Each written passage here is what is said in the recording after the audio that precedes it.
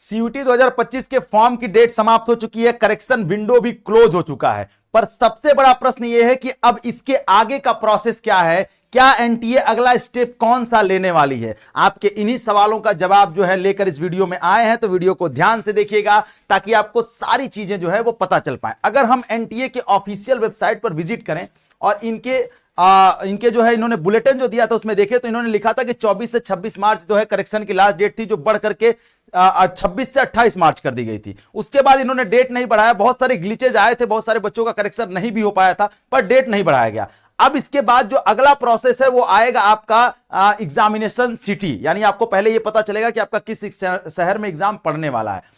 ये पता चलता है एग्जाम के 10 से 15 दिन पहले। वो कई स्टेप में आएगा, जिनका पहले 8 मई को एग्जाम होगा उनका सबसे पहले आएगा, फिर जिनका अगला 10 मई को एग्जाम होगा उनका फिर उसके बाद आएगा। सबका अलग अलग आता है सिटी इंटीमेशन, इसे सिटी इंटीमेशन कहते हैं, जिसमें आपको शहर बता दिया जाएगा, पर एडमिट कार्ड नहीं आएगा। एडमिट कार्ड के लिए भी उन्होंने डेट नहीं दिया है, पर यह मान के चलिए कि एग्जाम के 2 दिन पहले, कभी कभी 1 दिन पहले भी एडमिट कार्ड आता है। इसीलिए ये पहले ही 10 दिन पहले सिटी इंटीमेशन दे देते हैं ताकि आप उस शहर का टिकट उकट करा लीजिए, उस शहर में उपस्थित रहिए। जैसे ही आपको पता चलेगा 1 दिन पहले कि आपका एग्जाम किस सेंटर पर है, तो आप आसानी से उस दिन पहुंच सकते हैं। ठीक है, ऐसा इसलिए किया जाता है, कई सारे सुरक्षा कारणों से किया जाता है कि कोई नकल ना हो, किसी तरीके की धांधली ना हो, इन सब चीजों की वजह से।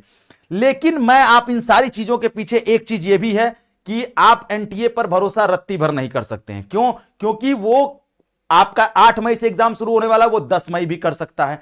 एग्जाम कल है, वो आज सुबह, एग्जाम दोपहर में, आज सुबह आपका एडमिट कार्ड दे सकता है। तो इसलिए आप मेंटली रूप से एनटीए के इस आदत से वाकिफ रहिए, एनटीए की इस आदत से जो है परिचित रहिए। परेशान मत होइएगा, घबराइएगा मत। अगले 40 दिन है आपके पास, 40 दिन तक आपको पढ़ते रहना है, सिर्फ पढ़ना है। पढ़ करके जितनी तैयारी मजबूत कर लेंगे उतना ज्यादा बेहतर होगा।